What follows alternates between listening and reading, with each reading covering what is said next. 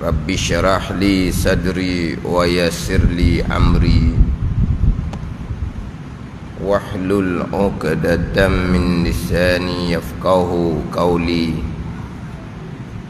Subhanaka la ilma lana illa ma 'allamtana innaka antal alimul hakim. Wala haula wala quwwata illa billahil aliyyil azim. Kitab Penawar bagi Hati, muka surat 60. Muka surat 60.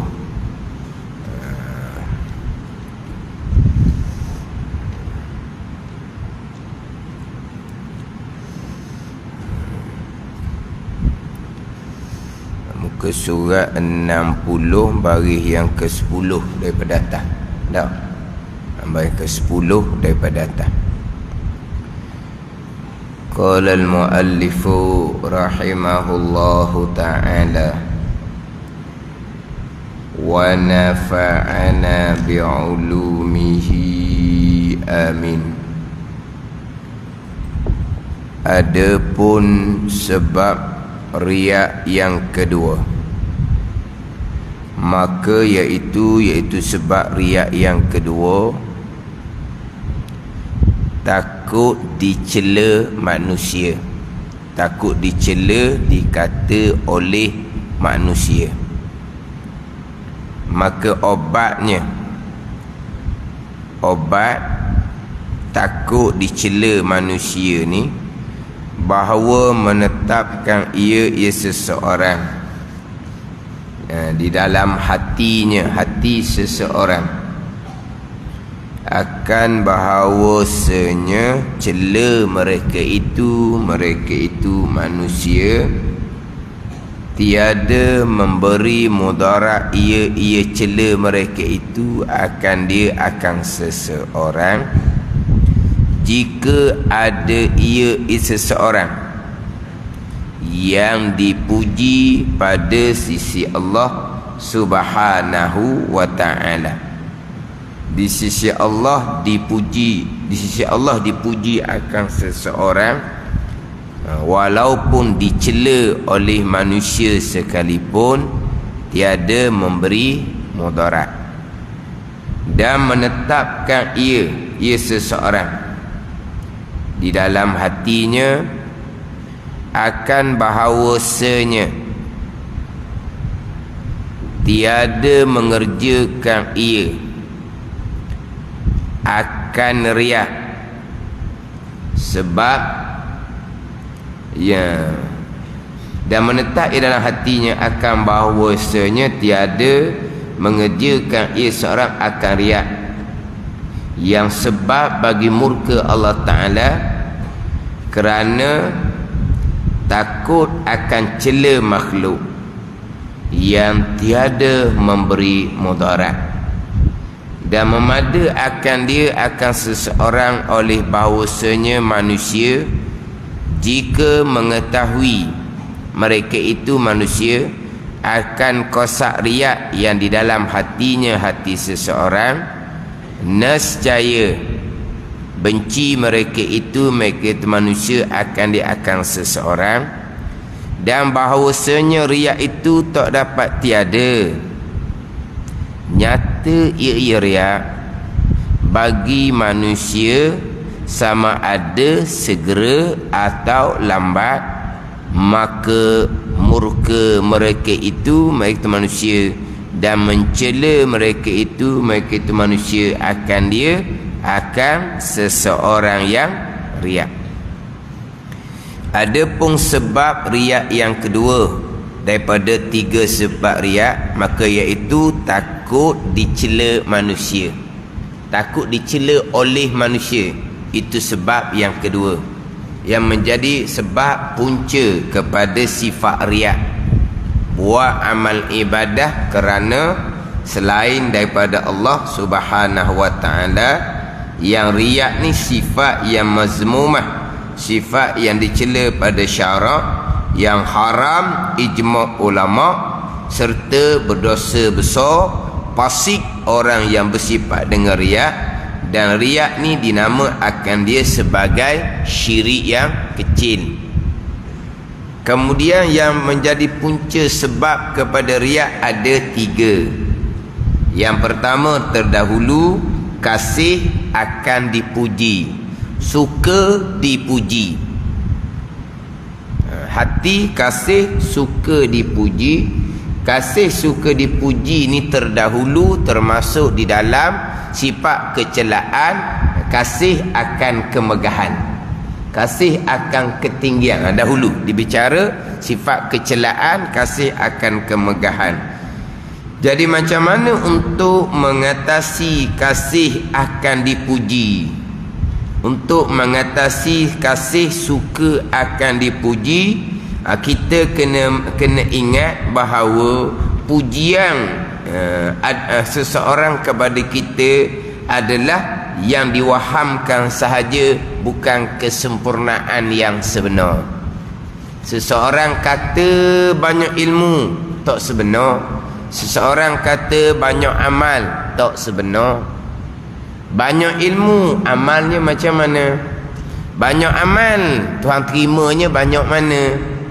Jadi orang duk puji itu hanya waham sangkaan sahaja, yang mana apa yang dipuji adalah kesempurnaan yang bukan yang sebenar. Sepatutnya kita malu dengan pujian orang. Jadi tak ada faedah lah kita nak kasih kepada pujian. Adapun pujian kita tak boleh nak elok. Apabila seseorang suka akan satu-satu kebaikan yang kita lakukan, seseorang akan memuji. Kita tidak boleh tolak pujian, kita tidak boleh halang pujian. Kita tak boleh nak mengelak daripada pujian. Kita kena pelihara hati kita daripada kasih dan suka kepada pujian. Orang puji, alhamdulillah. Mudah-mudahan apa yang dipuji yang tak sebenar tu jadi sebenar. Mudah-mudahan pujian tu jadi umpama doa. Tapi adakah kita suka kasih dipuji? Orang memuji kita kerana Allah menutupi kita punya dosa. Allah menutupi kita punya sifat hati yang tak baik. Allah menutupi kecelaan yang ada pada diri kita. Sebab tu orang jadi puji. Ada ni. Jadi kita malu dengan pujian. Dan kita harap apa yang dipuji tu Tuhan letak sungguh kita duduk tangga tu. Maknanya bukan nak tolak pujian, bukan kata orang puji kita pun isytihar. Kamu kata saya baik, sebenarnya saya jahat. Jangan gitu. Kalau kita ni tak baik, kita bertaubat dengan Allah. Kalau kita ni banyak kekurangan, kita mengadu kepada Allah Subhanahu wa ta'ala. Dah cerita kat orang lah, saya ni tak ada kuat amat, kita mengadu kepada Allah. Kita tak ada kekuatan untuk memperbanyakkan amal. Kesalahan, kita bertaubat dengan Allah. Ada kekurangan, kita mengadu kepada Allah. Bukan kita isytihar kepada orang, bukan. Kamu duk puji-puji saya banyak dosa, jangan duk gitu. Ini bahagian kita ni. Orang yang memuji pula kena balik kepada hukum. Dahulu sudah bicara berkaitan dengan kebinasaan di dalam pujian. Orang yang memuji ni kena jaga hukum pula. Ni hak sebelah kita yang dipuji ni. Kasih akan dipuji, suka dipuji menjadi punca sebab kepada riak. Jadi nak pelihara hati daripada riak, kena pelihara hati daripada kasih akan dipuji. Sebab pujian yang sebenar hanyalah datang daripada Allah Subhanahu wa ta'ala. Pujian sesama kita hanya waham sahaja, hanya sangkaan mereka melihat pada zahir. Itu yang pertama yang menjadi sebab kepada riak, suka kasih dipuji. Adapun sebab riak yang kedua iaitu takut dicela manusia, takut orang kata. Sedekah sedikit-sedikit kan, nanti orang kata sebab dia duit banyak. Dia duit banyak. Jadi kalau sedekah sikit-sikit, Allah ayah haji, duit tak habis-habis. Nak bawa ke mana duit tu? Derma kau banyak-banyak sikit. Pada ni. Tambahan pula. Hak jenis lalu tong hari Jumaat tak nampak mana. Hari Jumaat lalu tong kan. Tak dapat mana tu. Sebab lalu kat depan masing-masing. Ada setengah tempat tong lalu pada masa kuliah. Letong lalu pada masa kuliah ni ramai orang pandang. Duit warna apa ayah haji masuk dalam tong. Sebab orang apa? Ada pun tong lalu selepas sembahyang Jumaat tu tak ada orang apa pandang ni. Dia pun duduk rapat, ngeletuk dia rapat. Kalau orang keling pun kiri kanan je lah. Orang lain tak nampak. Kan dia perapat dengan lutut dia kan. Tahun lalu tu dia perapat dengan lutut dia. Mana nak cerita ni, kalau orang keling, orang nak tengok banyak mana masuk pun kiri kanan je. Tu pun tak nampak pun. Tapi terkadang ada tempat tong lalu masuk kuliah. Masa kuliah tu kan, lalu kat depan. Nampak orang pun tengok tu ayah haji kaya sekali di masjid ni. Banyak mana dia bubuh ayah haji ni. Cakap semangat ayah haji ni. Tengok banyak mana dia sumbang. Beri cadangan macam-macam ni, aktiviti masjid ni. Beri cadangan macam-macam ni. Sumbangan dia banyak mana. Untuk supaya masjid boleh jalankan aktiviti yang dicakap sedap, supaya perbanyakkan aktiviti. Contoh ni. Ni contoh. Jadi takut dicela, dia pun sedekah banyak. Contohlah kita kata. Sebab apa sedekah banyak? Sebab takut dicela manusia. Maka dia pun sedekah bukan kerana Allah, kerana manusia. Jadi maka obatnya, macam mana nak mengatasi sebab riak yang kedua, iaitu takut dicela manusia, bahawa menetapkan dalam hatinya, kejak di hati, kemah di hati, akan bahawasanya cela mereka itu manusia tiada memberi mudarat akan dia. Tiada mudarat ia cela mereka itu akan dia, akan seseorang, jika ada ia seseorang yang, jika ada ia perkara yang dibuat yang dipuji pada sisi Allah Subhanahu wa taala. Jika ada ia perkara yang dibuat dipuji pada sisi Allah Subhanahu wa taala, dia walaupun sedikit sekalipun dia ikhlas. Apa yang dia buat tu ikhlas, dipuji di sisi Allah. Orang kata tak ada mudarat apa pun, sedikit pada masa tu. Pada masa lain-lain tak ada orang nampak, banyak mana dia sedekah. Pada masa tu dia ada duit sedikit dia bawa, dia pun sedekah sedikit, tapi ikhlas, dipuji oleh Allah. Apa yang dibuat tu dipuji oleh Allah. Kalau orang kata cela pun tak ada mudarat apa-apa pun. Tak ada mudarat apa-apa. Dah harta banyak macam mana pun, selagi dia tidak bakhil daripada kewajipan, tak berdosa dianya. Bakhil daripada kewajipan barulah dicela pada syarak. Bakhil daripada zakat, itu boleh dicela pada syarak. Maknanya walaupun kita kata tak banyak mana hak bahagian dia sedekah, walaupun dia orang yang kaya, tapi dia dengan ikhlas, apa yang dibuat tu dipuji oleh Allah Subhanahu wa taala. Orang cela, orang kata apa pun tidak beri mudarat. Tetap di hati gitu je. Dan menetap ia seseorang di dalam hatinya akan bahawasanya tiada mengerjakan ia akan riak yang sebab bagi murka Allah, kerana takut akan cela makhluk yang tiada beri mudarat.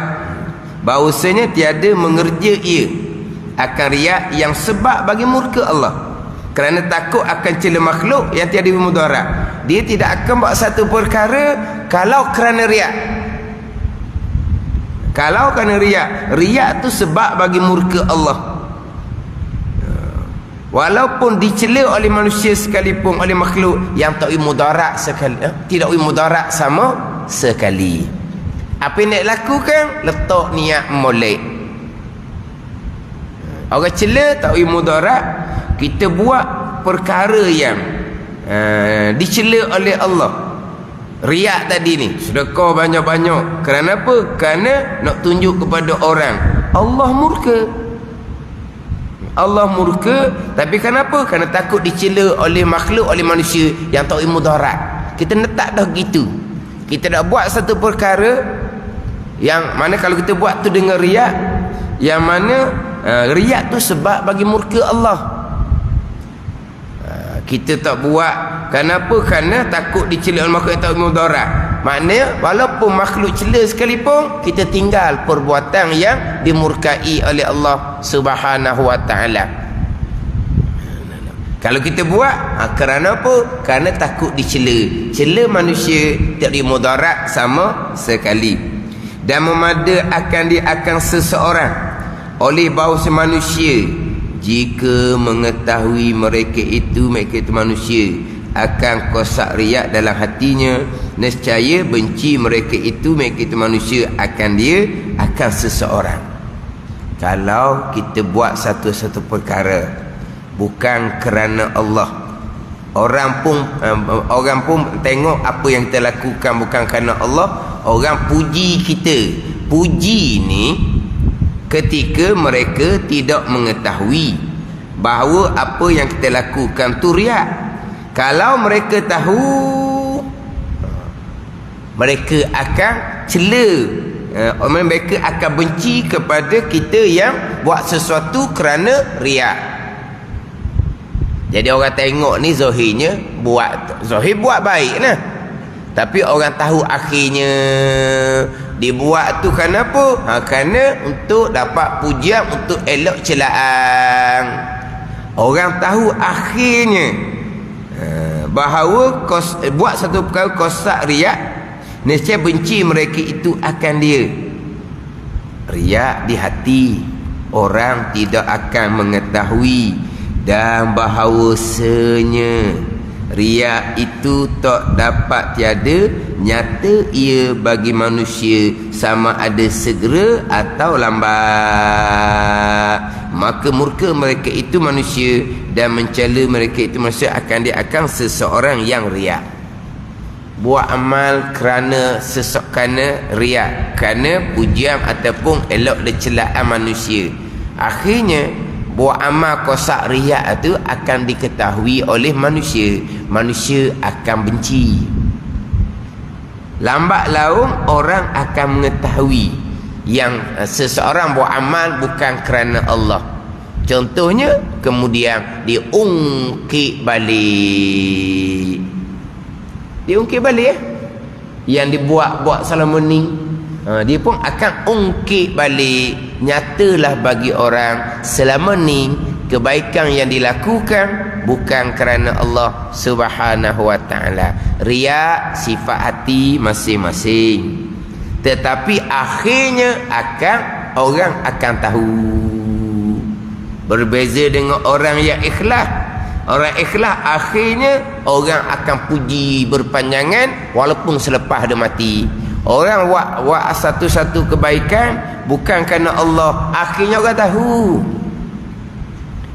Ini sifat hati.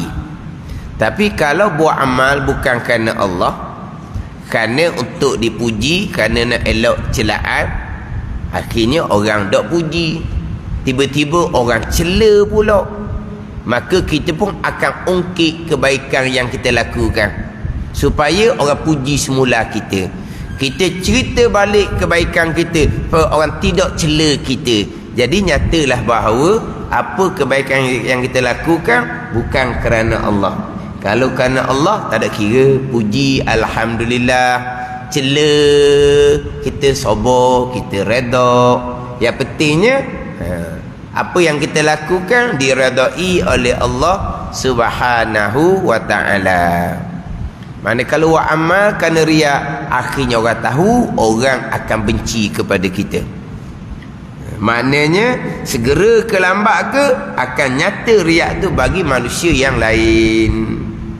Dan jika ada ia seseorang mengerjakan ibadah dengan ikhlas kerana Allah Subhanahu wa taala, nescaya Allah taala zahirkan ikhlasnya itu bagi manusia, maka kasih mereka itu, mereka manusia, akan seseorang yang mengerjakan ibadah dengan ikhlas, seperti kasih Allah taala akan seseorang yang mengerjakan ibadah dengan ikhlas. Maka mendapat ia seseorang yang mengerjakan ibadah dengan ikhlas akan dua puji. Mana dua puji? Puji Allah taala yang pertama, dan puji makhluk, puji manusia itu yang kedua.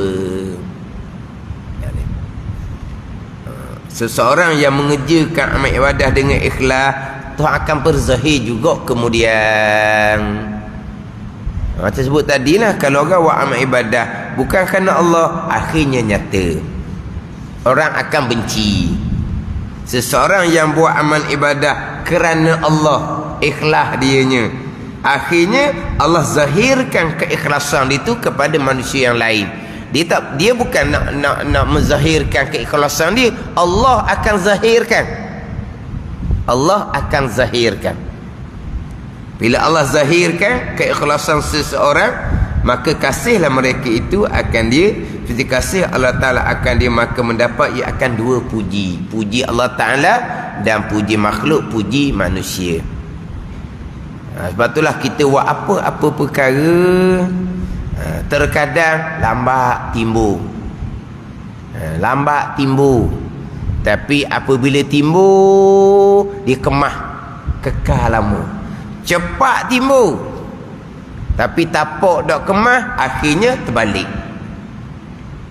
Pada ni itu kalam-kalam hikmah dalam kitab hikam tu. Idfin wujudaka fi ardil khumul fama nabata mimman lam yudfan lam yatimma nitajuh. Idfin wujudaka fi ardil khumul, tanam diri kamu di dalam bumi yang dalam, maka tiap-tiap yang tidak ditanam, maka tumbuhnya tidak sempurna. Idfin wujudaka fi ardil khumul, tanam akan diri kamu, akan amal ibadah kamu dalam bumi yang dalam. Tanam. Fama nabata mimman lam yudfan lam yatimanitajud. Sesuatu yang tumbuh yang tidak ditanam, maka tumbuhnya tidak sempurna. Faham maksud dia? Makna seseorang ditanamkan diri dia, tidak ada kerana manusia, yang ada hanyalah kerana Allah Subhanahu wa taala. Tapi tak timbul, ilmu pun tak timbul, amal pun tak timbul. Tetapi apabila timbul, kemah molek. Sebab apa? Sebab ditanam molek. Maka tiap-tiap yang tidak ditanam, tumbuhnya cepat, tapi tumbuhnya tidak sempurna. Kan kadang-kadang kan kita semar satu-satu tanaman, tapi kita semar ni dalam sedikit, lambat tumbuh. Kita siram, macam dok tumbuh dah ni, dok tumbuh-tumbuh ni. Kita rasa macam dok tumbuh. Sebab apa? Sebab lama dah kita duk siram. Tapi apabila tumbuh sahaja, maka tumbuh tu kemah molek. Sebaliknya, kalaulah kita tanam tu tanam tohok, tok dalam, sekejap dia tumbuh, tapi terbalik tumbuh cepat tapi terbalik. Maknanya orang ni tanamkan amal dia, disembunyikan amal dia. Apabila dikasihi oleh Allah Subhanahu wa ta'ala, Allah timbulkan. Bila Allah timbulkan, maka dia timbul itu timbul yang kekal. Sebab apa? Tapak dicomel.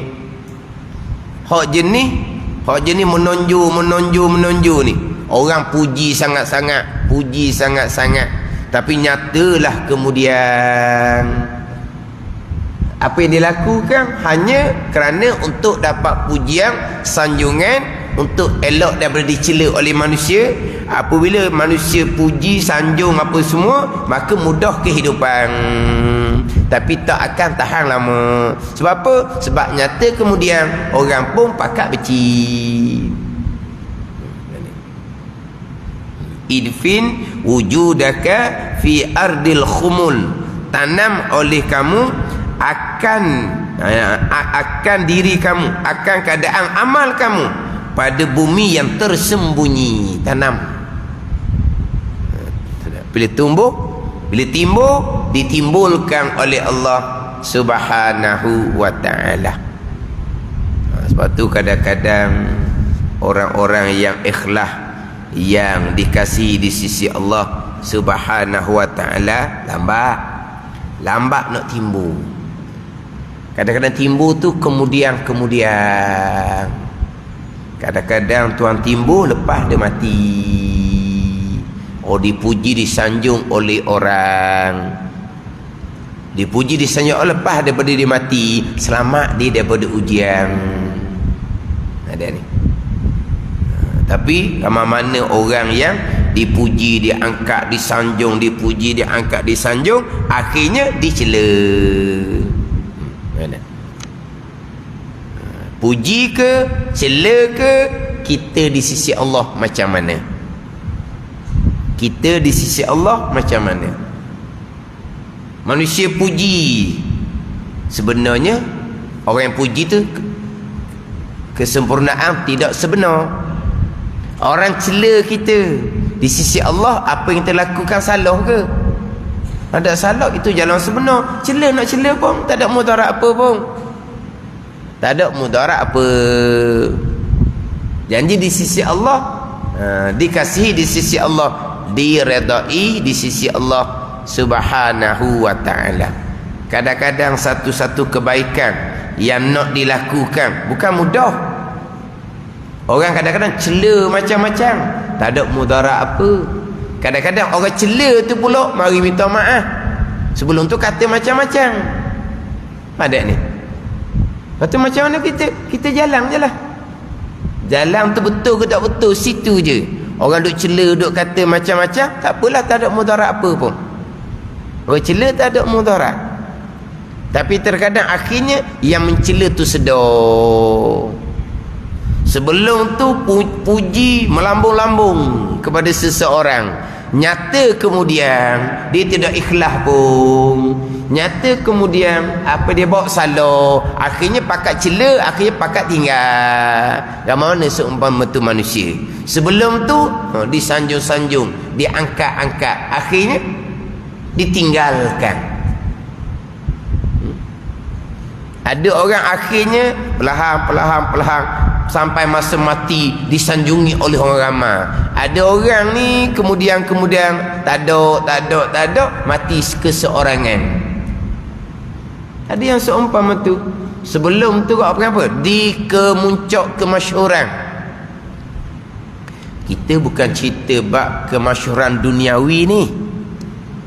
Kita bukan cerita kemasyhuran duniawi.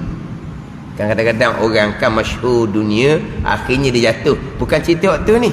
Kita cerita orang yang dapat kemasyhuran dari segi agama. Bukan cerita bab masyhur dunia. Masyhur dari segi agama. Tapi akhirnya kita boleh tengok berlaku-berlaku lepas-lepas dah. Terkadang kerana tidak ada keikhlasan, terkadang apa yang dibawa salah.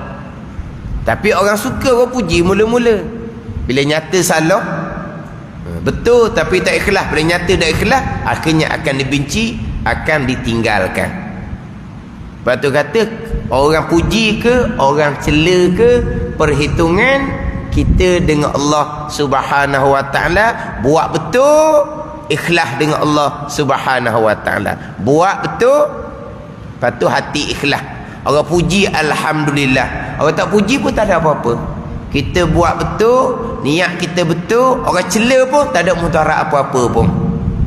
Tapi akhirnya orang mencela tu dia akan sedar, dia akan puji kembali. Tapi apabila ditimbulkan oleh Allah, akan kekal lama. Akhirnya dipuji oleh manusia, dapat dua pujian. Satunya pujian daripada Allah, satunya pujian daripada manusia. Mana orang yang beramal ikhlas, tak ada kerugian pun.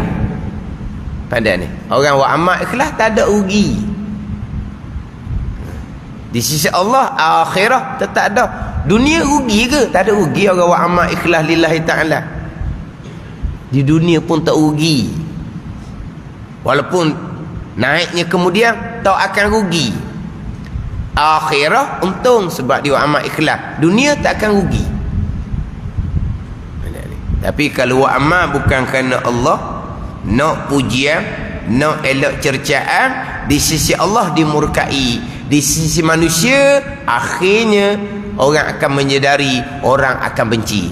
Maknanya kalau bukan kerana Allah, akhirah rugi, dunia pun akan rugi. Jadi pujian sama, celaan sama, itu hanya ujian daripada Allah Subhanahu wa ta'ala. Adapun sebab yang ketiga, bagi riak itu, maka iaitu tomok, loba, dan obatnya sebab yang ketiga bagi riak ni iaitu tomok, bahawasanya mengetahui ia seseorang akan barang yang tomok ia akan dekat barang, seperti harta benda, pekerjaan yang diwahamkan saja, dan obatnya bahawa mengetahui seseorang akan bahawasanya barang yang tomok ia seseorang akan diakan barang. Mana barang ni? Seperti harta benda. Koma situ. Seperti harta benda, pekerjaan yang diwahamkan. Barang yang kita nak tu seperti harta benda, ada pekerjaan yang diwahamkan saja, tidak tentu mendapat ia isak akan dia, sekalipun riak ia dan luput redha Allah Ta'ala dengan sebab riaknya. Inilah hak paling besar sekali punca riak. Apa benda ni? Kita tomok, kita nak kepada harta benda, nak kepada harta ke, nak pada pangkat ke, itu semua ada perkara yang diwahamkan sahaja. Contoh, kita belajar ilmu agama, tapi kita tomok loba akan keduniaan, nak makan gaji, nak dapat gaji besar, nak dapat pangkat besar, tu diwahamkan saja. Terkadang dapat, terkadang tidak pun. Tak sebenarnya dapat. Ada ni sekarang belajar ilmu agama, tapi matlamatnya untuk dunia, mata benda, sebab tomok, loba akan dunia, tomok akan dunia. Orang yang belajar agama untuk dapat mata benda, harta benda ni, dapat harta benda ni, pasti dapat. Pekerjaan yang diwahamkan saja, terkadang dapat, terkadang tak dapat, tapi dimurkai oleh Allah Subhanahu wa ta'ala. Sebaliknya, orang yang belajar ilmu agama kerana Allah, bukan kerana harta benda. Akhirnya dapat harta benda yang direzekikan oleh Allah dengan redha Allah Subhanahu wa ta'ala. Sebab itulah duduk pesan sama-sama belajar agama. Kalau kita nak kepada harta benda, mungkin dapat, mungkin tidak, tetapi yang pasti akan dimurkai oleh Allah. Tapi kalau kita belajar agama nak redha Allah, pasti dapat redha Allah. Harta benda itu semua milik Allah. Allah nak kurniakan, alhamdulillah, Allah kurnia serta Allah redha. Allah tidak kurniakan harta benda, tak ada masalah. Sebab apa? Sebab sabar redha. Tapi nak ceritanya, belajar agama bukan kerana harta benda dikurniakan oleh Allah, harta benda yang melimpah ruah pada ni. Sebaliknya, kalau belajar agama tamak kerana nak harta benda, dapat harta benda, tetapi bukan diredai oleh Allah Subhanahu wa ta'ala. Oh, ni hak tu biasa duk pesan semua. Kita belajar kerana Allah. Dunia kita akan dapat, sebab dunia tu milik Allah. Dapat sedikit sebanyak milik Allah. Hak Allah, hak janjian, jaminan tu, hak tu kita yakini, hak tu kita imani. Hak janjian Al-Quran, hadis, hak tu memang kita imani. Kita imanilah janjian Allah Subhanahu wa ta'ala, janjian umum. Wa ma min dabbatin fil ardi illa 'ala Allahi rizquha. Tu jaminan umum.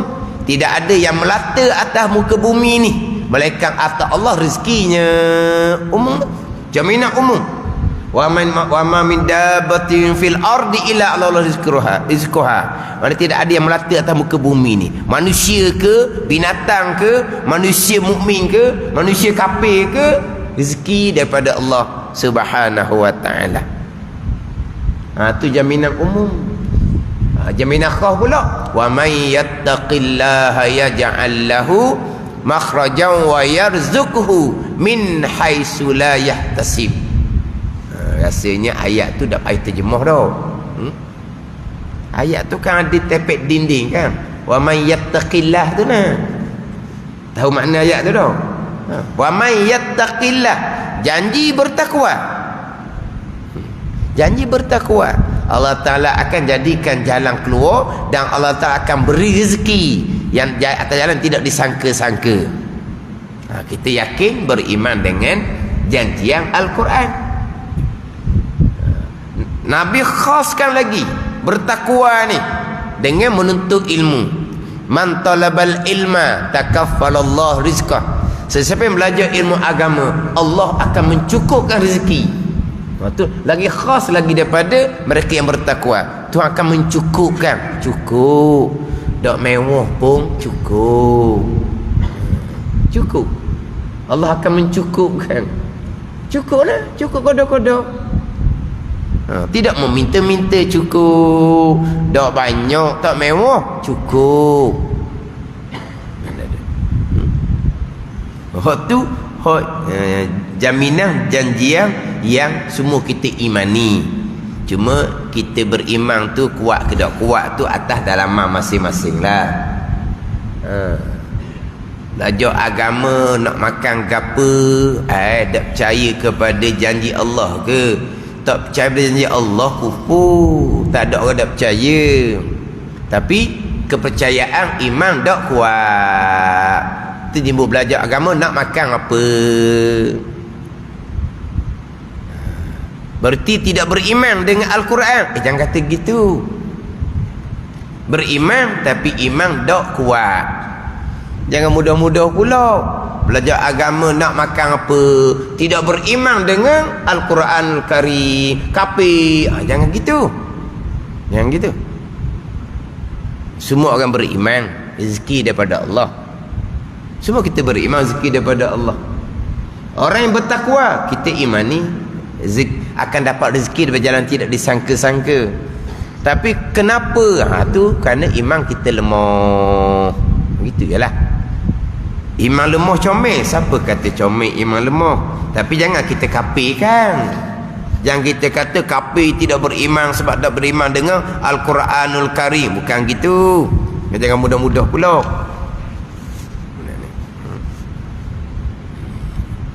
Tapi kalaulah belajar agama lillahi ta'ala, akan dapat harta benda juga. Cukuplah untuk kehidupan atas dunia. Kadang-kadang lebih daripada cukup. Sebaliknya, kalau tomok akan mata benda, nak akan mata benda, belajar agama kerana nak itu nak ini, apa yang kita tomok tu semestinya dapat. Itu waham sahaja, jangkaan. Okey, belajar agama nanti dapat tu dapat ni, itu hanya waham, sangkaan sahaja. Jadi di antara punca riak yang paling besar ni lah tomok, loba akan harta benda. Belajar agama, buat kerja agama, tomok akan mata benda. Orang yang buat kerja agama ni tomok akan mata benda, akhirnya orang akan menyedari, orang akan benci. Ada ni kerja agama mengajar, kerja agama jadi imam, kerja agama jadi bila. Kalau tomok akan harta benda, akhirnya orang akan sedar, orang akan benci. Tapi kalau lillahi ta'ala, dapat juga untuk kehidupan. Orang mengajar ke, orang jadi imam ke, jadi bila ke, dapat harta benda untuk kehidupan. Ada ni. Tapi dengan semata dia ni buat kerja agama lillahi ta'ala. Orang tak lillahi ta'ala ni dia akan timbullah okey. Kalau bertugas pun, oh kenapa mari jarang-jarang je ke masjid, dah beri sikit, nak suruh mari banyak, nak suruh mari acak kali beri banyak, kan nampak pelik tu kan. Dah mari time bertugas je, time tak bertugas tak mari, nak suruh mari sokmo beri banyak. Orang pun becilah lama-lama. Oh gitu sebenarnya. Tapi kalau orang ikhlas lillahi ta'ala, sikit ke banyak ke, time dia bertugas ke tak bertugas ke, dia akan datang. Ada ni. Ini cerita hok duduk dekat-dekat lah. Hok bertugas imam bila contohnya duduk kampung jauh-jauh, time tak bertugas dia takkan marilah sebab dia ada masjid surah dekat rumah masing-masing.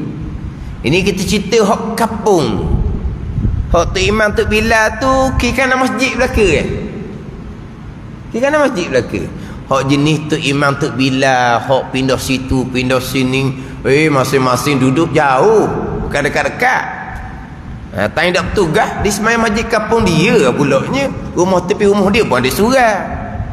Hak ni hok cerita ni hok memang situ le je.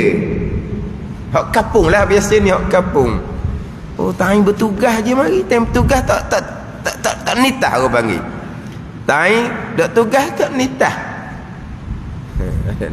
Kadang-kadang time bertugas pun tak menitah juga. Tak menitah juga.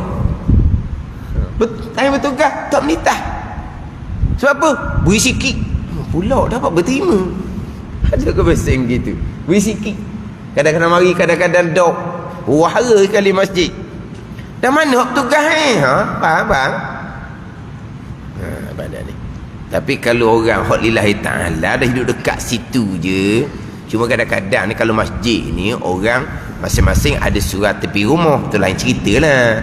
Tanya tukang masjid dia main masjid, tanya tak tukang masjid dia semai tepi rumah dia je lah, dekat rumah dia ada surat. Hak seumpama tu ada juga. Tapi hak ni hak tak ada ni, maknanya tanya tak tukang semayang di rumah je tepi masjid. Sebab apa? Sebab beri sikit-sikit je. Beri banyak baru mari sokmo, tu tomok orang panggil. Tomok akan harta benda. Lama orang akan sedar, orang akan benci.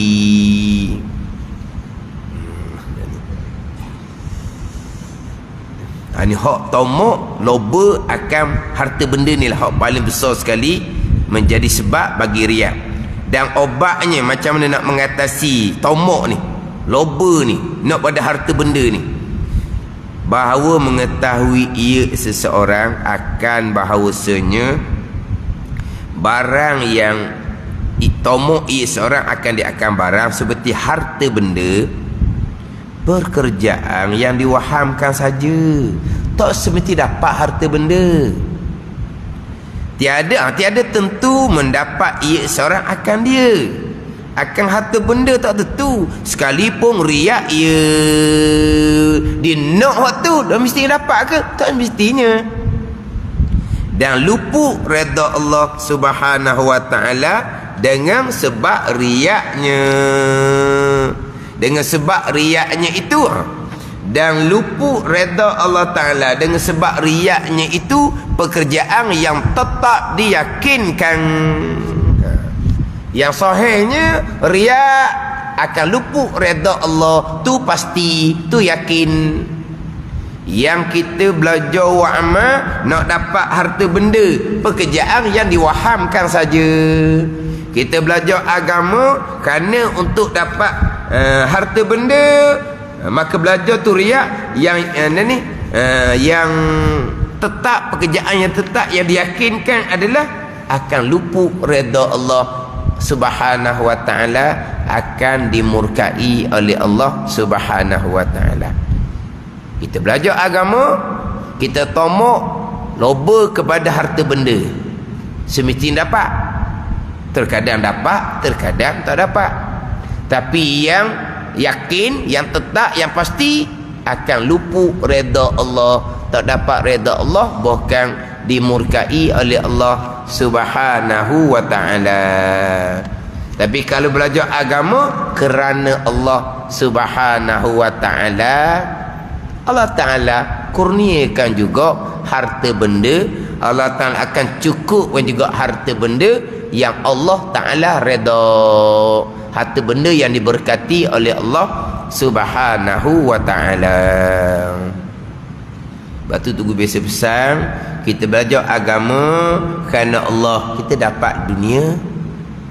Kita belajar agama bukan kerana Allah, kita dapat dunia tapi dimurkai akhirah. Kita belajar agama kerana Allah, dunia kita dapat, akhirat tu pasti. Belajar agama sama zahirnya. Kalau kerana Allah, dunia tetap dapat, takdilah, Tuhan akan mencukupkan. Akhirah pasti. Tapi kalau belajar agama bukan kerana Allah, dunia dapatlah. Walaupun itu pekerjaan yang diwahamkan, dapat ke tidak, dapat. Akhirah macam mana? Yang pasti akan luput redha Allah. Yang pasti pekerjaan yang diyakini akan dimurkai oleh Allah, akan diseksa pada hari akhirah. Maknanya harta benda jangan loba.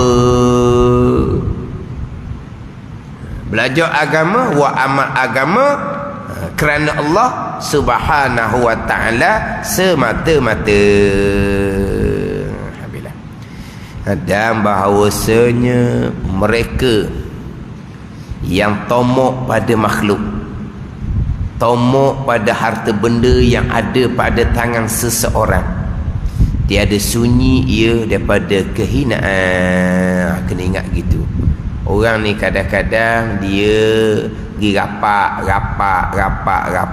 dengan orang yang banyak harta benda di tangan. Kenapa? Kerana no. Kerana no. Lepas tu tiada sunyi daripada kehinaan. Kehinaan macam mana? Dia sanggup turut je seseorang kerana nak harta benda, hina.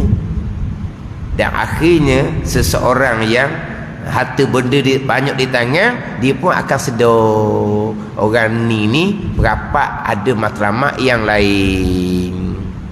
Ya, kadang-kadang orang yang buat kerja agama berbeza antara dengan orang yang banyak harta benda dengan orang biasa-biasa. Berbeza dengan orang yang berpangkat dengan orang yang biasa-biasa. Sebab apa? Sebab ditomok kepada harta benda yang ada pada seseorang. Dia tomok kepada sesuatu. Kalau seseorang tu ada pangkat, dia mudah dapat sesuatu. Kalau seumpama ni, akhirnya akan dibenci. Sebab apa? Allah Ta'ala akan nyatakan apa yang tersembunyi di dalam hati. Sebab kadang-kadang orang-orang yang berharta benda ni, dia tahu nilai manusia tu apa tujuan dia. Orang kan, orang-orang yang dia orang-orang tua yang pengalaman hidup dia kan. Dia orang ada harta benda. Orang yang mendampingi dia boleh kenal. Orang yang mendampingi ni betul ke, ikhlas ke, ataupun ada matlamat lain. Terkadang yang mendampingi tu orang agama. Apa tujuan? Akhirnya akan nyata sama tujuan dia baik ataupun tujuan dia tomok akan harta benda. Tidak semestinya merapati orang yang ada harta benda ni tujuan tak baik. Sebab terkadang kita nak cari apa-apa sumbangan, memanglah perlu kepada orang-orang yang ada harta benda. Kena kenal ramai orang yang ada harta benda. Sampai masa perlu pada sumbangan, mudah-mudah je dapat sumbangan. Tak ada ni. Tak ada ni. Dan orang yang bagi sumbangan pun disedar. Tu je tujuan dia nya. Nak dapat sumbangan untuk manfaat umum, bukan untuk manfaat diri. Makna terkadang orang dunia ni pun dia ada pengalaman hidup. Ada orang yang berharta disebut. Dia kata, saya ustaz, saya kenal orang yang duduk mai rapat, saya kenal. Dia kata, wah imam, orang yang title ustaz pun saya kenal. Dia kata, tidak ada tujuan yang lain lillahi ta'ala, ataupun kerana ada tujuan yang lain. Dia kenal, dia kata, walaupun title ustaz, walaupun title agama, dia kenal. Orang yang ikhlas dengan orang yang ada matlamat lain. Lepas tu kata ikhlas akhirnya akan dipuji dunia dan akhirat. Orang yang riak akhirnya akan dicela dunia dan akhirat. Lambat laun dia gitu. Sebab apa? Sebab dunia akhirat adalah milik Allah Subhanahu wa ta'ala. Dan bahawasanya mereka yang tahu pada makhluk tiada sunyi ia daripada kehinaan. Wallahu a'lam. Bismillahirrahmanirrahim. Alhamdulillahirabbil alamin. Wassalatu wassalamu ala sayyidil mursalin wa ala alihi wa sahbihi ajma'in. Allahumma iftah alaina futuhal arifin. Allahumma allimna ilma akdamin wa fahimna famas sabiqin warzuqna ruqat talibin. Allahumma zidna ilman wa alhiqna bis salihin. Wa sallallahu ala sayyidina Muhammad wa ala alihi wa sahbihi wa sallam. Walhamdulillahi rabbil alamin.